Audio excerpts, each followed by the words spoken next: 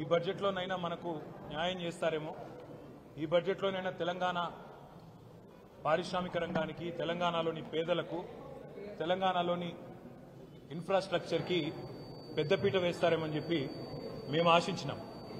కానీ దురదృష్టం ఇవాళ 48,21,000 కోట్లతో బడ్జెట్ పెట్టినప్పటికీ అందులో పెద్ద ఎత్తున కొన్ని రాష్ట్రాలకు పెద్దపీట వేసినప్పటికీ తెలంగాణ ప్రస్తావన మాత్రం లేకపోవడం అనేది నిజంగా కూడా బాధాకరం, శోచనీయం. తెలంగాణలో 4 బీజేపీ ఎంపీలు గతంలో ఉంటే ఇవాళ తెలంగాణ ప్రజలు ఆ సంఖ్యను రెట్టింపు చేసినారు, 8 మందిని గెలిపించారు. అయినప్పటికీ 8 రూపాయలు కూడా కేంద్ర ప్రభుత్వం ఈ బడ్జెట్లో ఇవ్వకపోవడం అనేది నిజంగా బాధాకరం, తీవ్రంగా కూడా తెలంగాణ ప్రజలందరినీ కూడా విస్మయపరిచిన అంశం. బడ్జెట్ చూస్తూ ఉంటే ఇప్పటిదాకా నేను కామెంటరీ కూడా వింటా ఉన్నాను. ఇది కేంద్ర బడ్జెటా లేకపోతే బీహారు ఆంధ్రప్రదేశ్కు సంబంధించిన బడ్జెటా అనే విధంగా ఇవాళ చాలా మంది మాట్లాడుతూ ఉన్నారు. మాకేమీ ఆంధ్రప్రదేశ్కి ఇచ్చినందుకు బాధ లేదు. సాటి తెలుగు రాష్ట్రం, తప్పకుండా వారు బాగుండాలి, మంచిగా ఉండాలని కోరుకుంటోళ్ళం తప్ప వారికి నష్టం జరిగితే మేము కూడా బాధపడతాం. కానీ ఆంధ్రతో పాటు ఆంధ్రాకి ఇచ్చినట్టుగానే మీరు ఆంధ్రప్రదేశ్ పేరు చెప్పిన ప్రతిసారి ఏమన్నారు కేంద్ర మంత్రి గారు? ఆంధ్రప్రదేశ్ పునర్విభజన చట్టం అని మాట్లాడింది. కానీ ఆంధ్రప్రదేశ్ పునర్విభజన అంటేనే 2 రాష్ట్రాలకు సంబంధించిన ప్రయోజనాలు ఆ చట్టంలో ఉన్నాయి. కానీ మొత్తం స్పీచ్ కాపీలో ఎక్కడ కూడా కనీసం తెలంగాణ అన్న పదం కూడా మంత్రి గారు మాట్లాడకపోవడం బాధాకరం. సరే, ఆంధ్రప్రదేశ్కి బ్రహ్మాండంగా డబ్బులు ఇచ్చారు. అమరావతికి 15,000 కోట్లు, తర్వాత భవిష్యత్తులో ఇంకా అవసరంగా అయితే ఎక్కువ డబ్బులు ఇస్తామన్నారు. అదేవిధంగా పోలవరం నిర్మాణానికి సంపూర్ణ సాయం చేస్తామన్నారు. అదే మాదిరిగా ఆంధ్రప్రదేశ్లో మరి పారిశ్రామిక అభివృద్ధికి ప్రత్యేక సహకారం ఇస్తామన్నారు. వైజాగ్ చెన్నై ఇండస్ట్రియల్ కారిడార్స్ పెడతామన్నారు. అదేవిధంగా కొప్పర్తి ఓర్వకల్లు ఇండస్ట్రియల్ జోన్స్కి అక్కడ ఎలక్ట్రిసిటీ, వాటరు, రోడ్స్, హైవేలకు ప్రత్యేక నిధులు అన్నారు. వైజాగ్ చెన్నై కారిడార్ కూడా డబ్బులు. అదేవిధంగా బెంగళూరు కూడా, హైదరాబాద్ బెంగళూరు కారిడార్ కూడా డబ్బులు ఇస్తున్నామన్నారు. అదేవిధంగా ఆంధ్రప్రదేశ్లోని వెనుకబడ్డ ప్రాంతాలకు ప్రత్యేక ప్యాకేజీ అన్నారు. రాయలసీమ, ప్రకాశం, ఉత్తరాంధ్ర జిల్లాలకు ప్రత్యేక ప్యాకేజీ అన్నారు. మాకు ఆంధ్రప్రదేశ్కి ఇచ్చిన దాని మీద దుగ్ధ లేదు, బాధ లేదు, అసూయ లేదు. తెలుగు రాష్ట్రం, పక్క తెలుగు రాష్ట్రం బాగుపడితే సంతోషించటోళ్ళమే, తప్పకుండా స్వాగతిస్తాం ఆంధ్రప్రదేశ్కి ఇచ్చిన దాన్ని.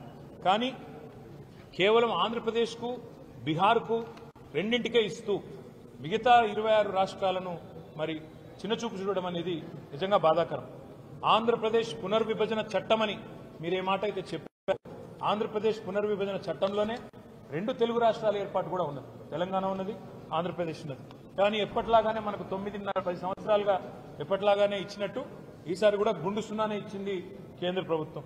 మరి మీరు ఒక్క నిమిషం ఆలోచిస్తే మనకు ఆంధ్రప్రదేశ్ పునర్విభజన చట్టంలో కూడా 35 వివిధ హామీలు మరి మనకు కేంద్ర ప్రభుత్వం ఆనాడు 2014లో ఇచ్చింది. అందులో చాలా అంశాలు గతంలో కేసీఆర్ గారు ముఖ్యమంత్రిగా ఉన్నప్పుడు గత 10 ఏళ్లు ఒకసారి కాదు పలుమార్లు పోయి బతిమలాడినాము, పలుమార్లు పోయి అభ్యర్థించాము. ఇచ్చిన మాట నిలబెట్టుకోండి అని చెప్పి కూడా కోరినాం. ములుగులో గిరిజన యూనివర్సిటీ కేటాయించాలి మనకు పునర్వ్యవస్థీకరణ చట్టం ప్రకారం. కానీ పేరుకేదో యూనివర్సిటీ ఇచ్చినట్టు గతంలో ప్రకటించారు తప్ప ఇప్పటి వరకు డబ్బులు కేటాయించలేదు. బయ్యారంలో ఉక్కు కర్మాగారం పెడతాము steel authority of India limited ద్వారా అన్నారు. ఇప్పటి వరకు దానికి మోక్షం లభించలేదు. ఈ బడ్జెట్లో కూడా దక్కింది గుండు సున్నా. కాజీపేటలో రైల్ కోచ్ ఫ్యాక్టరీ అన్నారు, అది కూడా హులెక్కైంది. అది కూడా ఇవాళ రైల్ కోచ్ ఫ్యాక్టరీ పోయి ఒక వ్యాగన్ రిపేర్ షాప్ పెడతామని చెప్పడం బాధాకరం. 9 ఏళ్లుగా ఆనాడు కేసీఆర్ గారు ప్రధానమంత్రి గారిని, కేంద్ర మంత్రులను పలుమార్లు కలిసి మా రాష్ట్రానికి కొత్త విద్యా సంస్థలు ఇవ్వండి, ఐఐఎం ఇవ్వండి, ఇండియన్ ఇన్స్టిట్యూట్ ఆఫ్ మేనేజ్మెంట్ ఇవ్వండి, నేషనల్ ఇన్స్టిట్యూట్ ఆఫ్ డిజైన్ ఇవ్వండి, ఐఐఎస్ఈఆర్ ఇవ్వండి, నవోదయ కేంద్రీయ విద్యాలయాలు ఇవ్వండి అని పలుమార్లు కోరినాం. దాని మీద కూడా ఒక్కటంటే ఒక్క విద్యా సంస్థ కూడా ఇప్పటి వరకు మంజూరు చేయలేదు. ఈ రోజు బడ్జెట్లో కూడా చేయలేదు. కేంద్ర బడ్జెట్లో పారిశ్రామిక కారిడార్లు ఇవన్నీ కూడా చెప్పారు ఇతర రాష్ట్రాలకు సంబంధించి. అదే తెలంగాణలో మరి హైదరాబాద్ నుంచి వరంగల్ కానీ, హైదరాబాద్ నుంచి రామగుండం కానీ, హైదరాబాద్ బొంబాయి పోయే రోడ్డు కానీ, హైదరాబాద్ నుంచి విజయవాడ పోయే రోడ్డు కానీ ఇవన్నీ కూడా ప్రముఖమైన పారిశ్రామిక కారిడార్లుగా ఏర్పాటు చేయాలని 6 వివిధ కారిడార్లు ఏర్పాటు చేయాలని చాలాసార్లు కోరాం. దాని మీద కూడా స్పందన లేదు. మెగా పవర్ లూమ్ క్లస్టర్ కావాలని చెప్పి సిరిసిల్లలో అడిగాం, దాని మీద కూడా స్పందన లేదు. అదేవిధంగా కొత్త హ్యాండ్లూమ్ క్లస్టర్స్ కూడా మంజూరు చేయాలని చెప్పి కూడా గతం నుంచి కోరుతున్నాం. దాని మీద కూడా స్పందన లేదు. తెలంగాణ ప్రభుత్వం రేవంత్ రెడ్డి గారి నాయకత్వంలో మన చాలా మంది చాలాసార్లు ఢిల్లీకి పోయి అక్కడ మంత్రులను కలిసినట్టుగా కూడా వార్త, కానీ ఒక్కటంటే ఒక్కటి కూడా వీళ్ళు చెప్పింది వాళ్ళు వినిపించుకున్నట్టయితే కనబడడం లేదు. రీజనల్ రింగ్ రోడ్డు కానీ, రాష్ట్రాలకు ముఖ్యంగా తెలంగాణకు ఉపయోగపడే హైవే విస్తరణ కానీ, కనెక్టివిటీ ప్రాజెక్టులు కొన్ని తప్ప ఎక్కడా కూడా పెద్ద మొత్తంలో అయితే ఇచ్చిందేం లేదు. మొత్తంగా చెప్పాలంటే తెలంగాణకు ఈ బడ్జెట్లో మళ్ళొక్కసారి దక్కింది పెద్ద గుండు సున్నా. నేను తెలంగాణ ప్రజలు అందుకే ఆలోచించాలని చెప్పి వారిని విజ్ఞప్తి చేస్తా ఉన్నా. మొన్న జరిగిన పార్లమెంట్ ఎన్నికల్లో 16 స్థానాలు 8 కాంగ్రెస్ పార్టీకి, 8 భారతీయ జనతా పార్టీకి మీరిచ్చారు. ఇవాళ అదే 16 స్థానాలతో చంద్రబాబు నాయుడు గారు ఒకే శక్తి బలంగా ఉంటే ఏం సాధించుకోవచ్చో సంకీర్ణ ప్రభుత్వంలో చూపెడతా ఉన్నారు. 15,000 కోట్లు ఒక్క ఏపీ క్యాపిటల్ డెవలప్మెంట్కి ఆయన తీసుకుంటున్నారు. అదేవిధంగా బీహార్కు 26,000 కోట్ల రూపాయలు కేవలం రహదారుల కోసం మాత్రమే ఇచ్చినారు. కానీ తెలంగాణకు 16 మంది సభ్యులున్న 8 మంది కాంగ్రెస్ వాళ్ళు, 8 మంది బీజేపీ వాళ్ళు దక్కింది మాత్రం గుండు సున్నా. అందుకే స్వీయ రాజకీయ అస్తిత్వమే తెలంగాణ కెన్నటికి రక్ష. ప్రాంతీయ శక్తులు బలంగా ఉంటే, ప్రాంతీయ పార్టీల నాయకత్వం బలంగా ఉంటేనే రేపటి సంకీర్ణ యుగంలో కూడా మనం శాసించే పరిస్థితి ఉంటుంది. శాసించి సాధించుకోవాలి తప్ప యాచించి సాధించుకుంటే ఏది కూడా రాదు. రేపటికైనా తప్పకుండా ఇవాళ ఈ 8 బీజేపీ ఎంపీలు అక్కడ పార్లమెంట్లో కూర్చున్నారు. తెలంగాణకు అన్యాయం జరుగుతుంటే ఒక్క ప్రాజెక్టు కూడా రాకపోతే కనీసం నోరు కూడా మెదపలేదు. 2 కేంద్ర మంత్రులు ఉన్నారు, నోరు మెదపలేదు.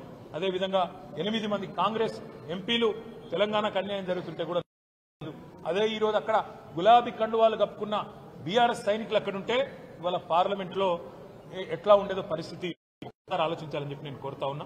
అందుకే భవిష్యత్తులోనైనా తెలంగాణ ప్రజలు గుర్తుపెట్టుకోవాల్సిన మాట, మన ప్రాంత హక్కులు కాపాడాలంటే, మన రాష్ట్ర హక్కులు కాపాడాలంటే, మనకు నిధులు రావాలంటే ఈ సంకీర్ణ శకంలో తప్పకుండా కేసీఆర్ గారు లాంటి బలమైన నాయకులు, బలమైన బీఆర్ఎస్ లాంటి పార్టీలను ఎంత మద్దతు ఇచ్చి, ఎంత సంఖ్యాపరంగా బలోపేతం చేస్తే అంత రాష్ట్రానికి లాభం అనే మాట కూడా మళ్ళొక్కసారి గుర్తు చేస్తూ, ఈ బడ్జెట్లో కూడా గుండు సున్నాని ఇచ్చినందుకు మరి కేంద్ర ప్రభుత్వానికి మరి 8 ఎంపీలు ఇచ్చినా మీరు గుండు సున్నా ఇచ్చినందుకు తెలంగాణ ప్రజలు భవిష్యత్తులో అన్ని గమనిస్తున్నారు, అన్ని ఆలోచన చేస్తున్నారు.